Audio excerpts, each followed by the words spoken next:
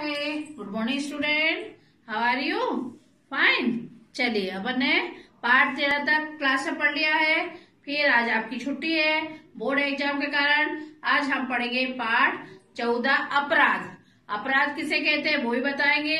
इसके पहले आप देखो अपना वीडियो नंबर 2 है। इसमें हम पहले पाठ पढ़ने के पहले अपन को मीनिंग मालूम होना चाहिए। जब तक किसी चीज का अर्थ मालूम नहीं होगा तो आपको कोई चीज पाठ समझ में नहीं आएगा। जो हम एक्सप्लेन करेंगे तो आपको समझ में नहीं आएगा।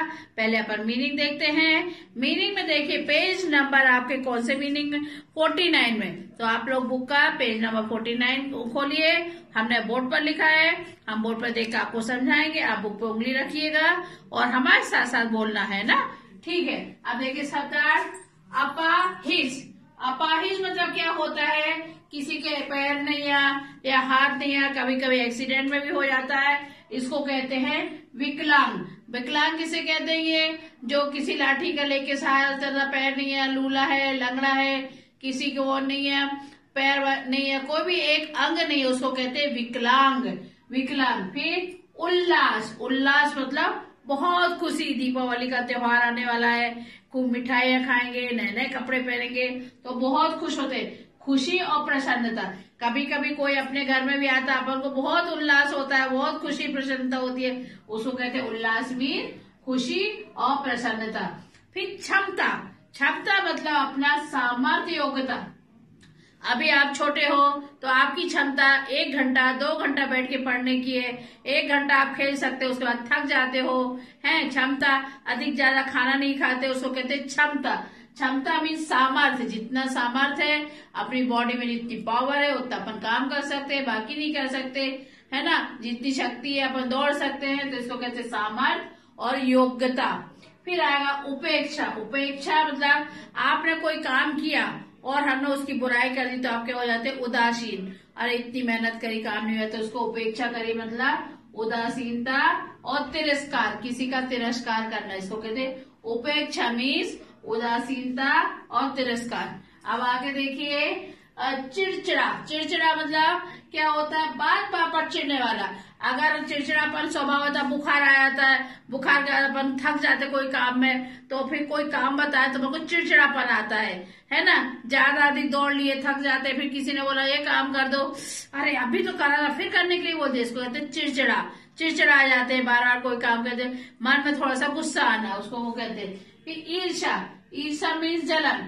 ईर्ष्या कैसे करना चाहिए? वैसे नहीं करना चाहिए ईर्ष्या, लेकिन पढ़ाई में करना चाहिए। कोई फर्स्ट आ गया तो अपन को उससे जलन करके ऐसा सोचना चाहिए हमें भी इसको फर्स्ट आना है, तो ऐसे में अपन आगे बढ़ जाते। हर चीज में ईर्ष्या जलन नहीं करनी चाहिए। पढ़ाई में जरूर कंपटीशन करना चाहिए। ईर्ष्या, अगर वो फर्स्ट आया, वो कैसे आ गया, हम भी आ सकते हैं, हम भी पढ़ाई कर सकते हैं, तो ये एक ईर्ष्या ये भी सही होती है। लेकिन ईर्ष्या कभी किसी से नहीं करना। जलन करे, सबसे प्रेम करो, ठीक है। ईर्ष्या मीन जलन। फिर आता है गुलाटियां। गुलाटियां करना, कई तरह की कलाबाजी दिखाना। कोई पेड़ पे चढ़ जाता है, कोई कुछ करता है, कोई दौड़ लगा के जंप कर लेता है, इसको कहते हैं गुलाटियां मीन्स कलाबाजियां। एक कला होती है जो आप सब लोग नहीं कर सकते, कोई कोई कर सकता है ना, उसको कहते हैं कला। गुलाटियां मीन्स कलाबाजियां। फिर आएगा प्रहार। प्रहार करना, किसी पे कुछ फेंकना, तो वार। वार कहलाते हैं। और आघात। आघात मतलब जिससे कोई घात हो जाता है, किसी को लग जाती है, प्रहार करते हैं तो प्रहार मीन्स वार। और आघात। आघात मतलब घात हो गया, उसको लग गई, चोट लग गई, ये भी कहते हैं। फिर उत्तेजना। उत्तेजना आ गया, बहुत तेज, किसी ने मारा तो आवेश में आ गया, उत्तेजना।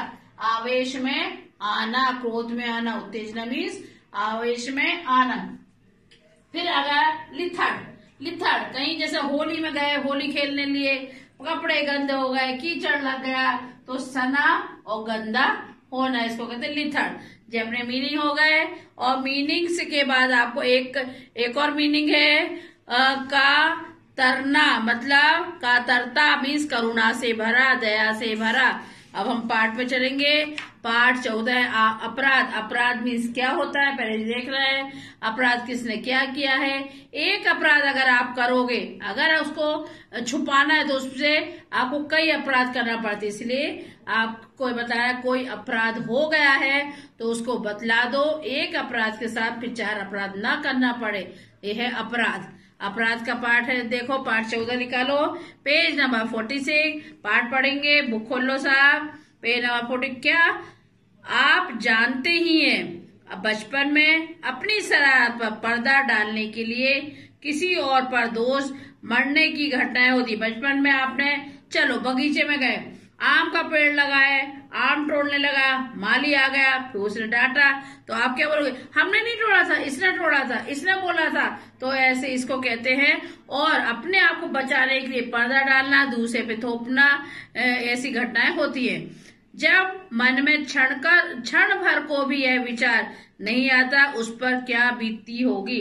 यह मन में अपन को सोचना चाहिए, अपराध तो हमने किया, अपन ने दूसरे पे रोक दिया, उसको डांट पड़ी, मार पड़ी, तो उसको जे तो सोचो उसको कितनी डांट पड़ी, उसने वो गलत काम भी नहीं किया लेकिन उसको उसकी सजा मिल गई। तो ऐसा मन में सोचो कि आपके साथ कोई ऐसा कर दे तो क्या होगा। यह तो सब पता चलता है जब किसी दूसरे द्वारा की गई झूठी शिकायत का दंड स्वयं को भोगना पड़ता। हाँ, अब कैसे, जब आप मालूम पड़ेगा, अभी आपने अपराध किया, दूसरे को सौंप दिया, लेकिन कभी कभी क्या होगा, आप भी फंस जाओगे। कोई अपराध करेगा और आप पे थोप देगा, आपको बता देगा, फिर अपन को कैसा अनुभव होगा, तब मालूम पड़ेगा अपराध क्या होता है। अब पाठ में प्रवेश कर रहे हैं। पाठ में प्रवेश में क्या क्या है देखिए। इस कहानी के नायक ने अपनी कमजोरियां और शरारतों को छिपाने के लिए कई बार अपने बड़े भाई को दोषी ठहराया। इस कहानी में है कि 2 भाई हैं, छोटा भाई अपराध करता है लेकिन वह किस पे आरोप लगा देता है, अपने बड़े भाई पे दोषी। ये कहानी है। इसमें माता पिता ने हर बार बड़े भाई को दंडित किया और फिर जब माता पिता को तो मालूम नहीं रहता किसने दंड किया है, किसने अपराध किया, बड़े भाई पे थोप दिया तो बड़े भाई को डांट पड़ी।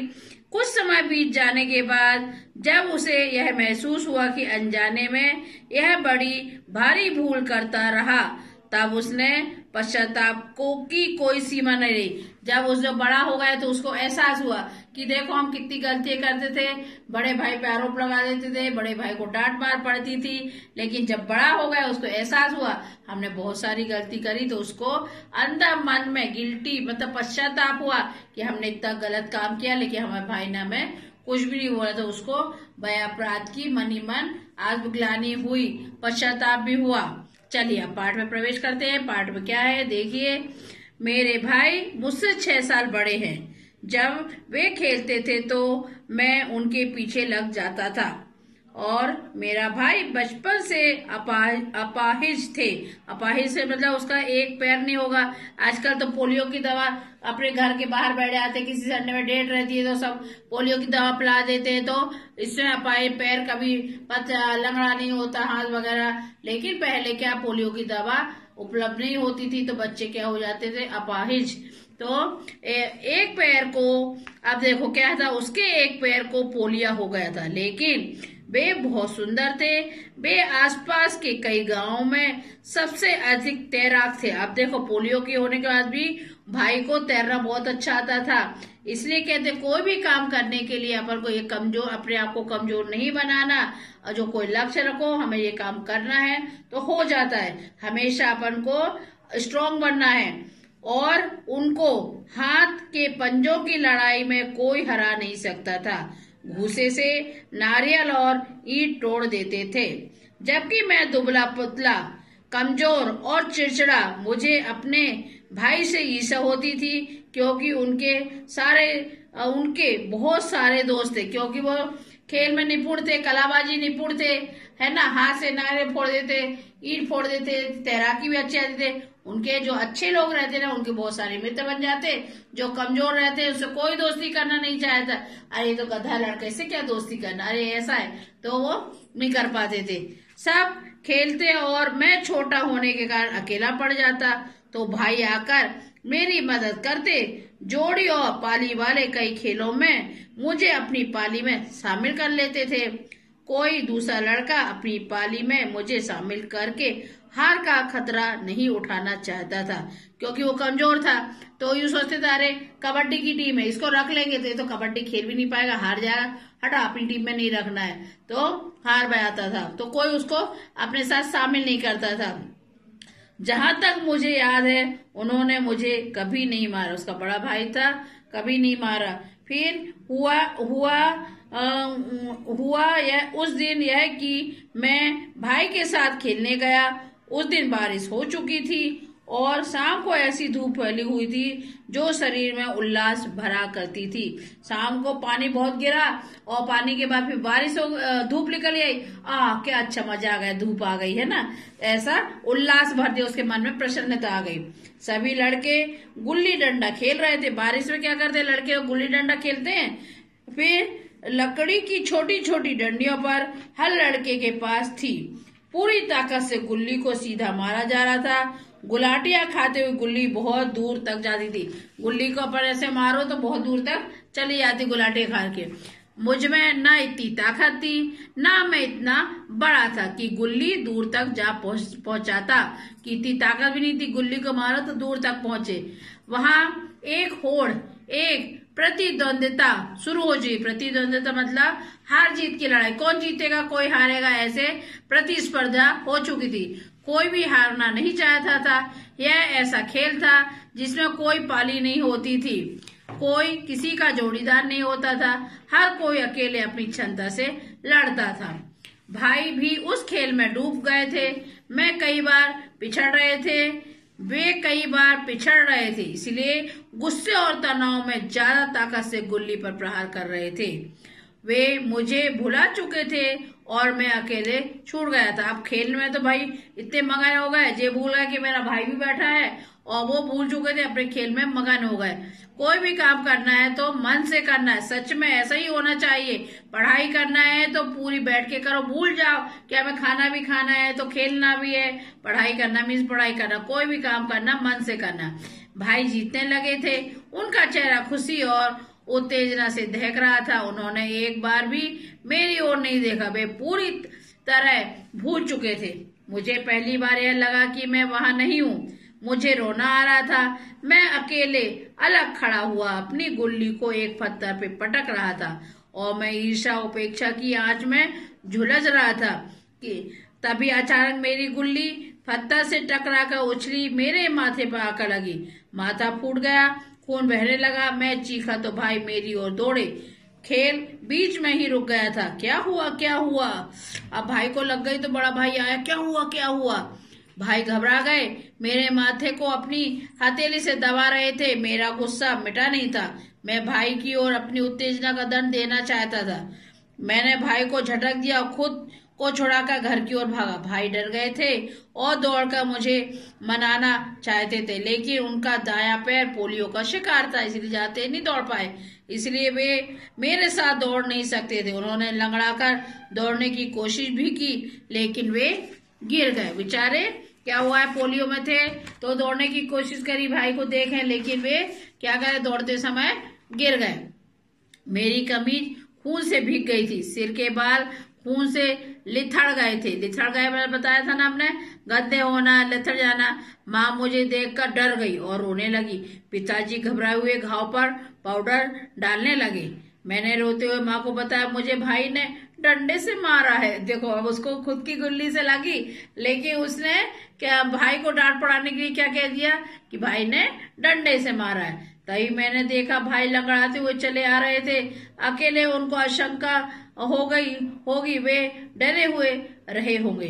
भाई बार बार कहते रहे कि मैंने इसे नहीं मारा, लेकिन पिताजी ने उन्हें दंडित किया। भाई रो रहे थे, वे सच बोल रहे थे, लेकिन उन्हें सजा मिल रही थी। मैंने भाई का चेहरा देखा, वे मेरी ओर देख रहे थे।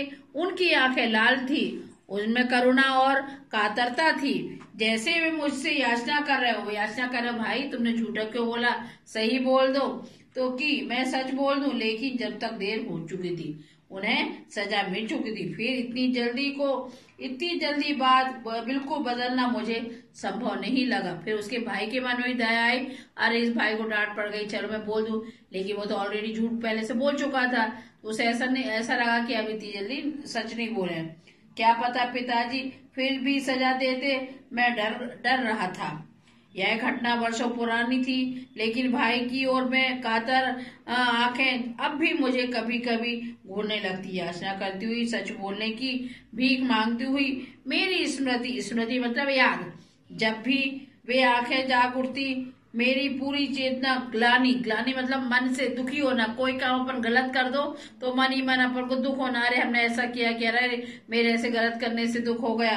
अपराध बोझ से भर उठती। मैं अपने इस अपराध के लिए क्षमा मांगना चाहता हूँ, इस अपराध की सजा पाना चाहता हूँ, लेकिन अब और माँ और पिताजी भी नहीं है जिन्हें मैं बताऊं उस दिन ठीक ठीक क्या हुआ था। भाई ही मुझे क्षमा कर सकते हैं, जिन्हें मेरे झूठ का दंड भोगना पड़ा। उनसे मैंने इस घटना का जिक्र करना चाहा, लेकिन उन्हें यह घटना भी याद नहीं।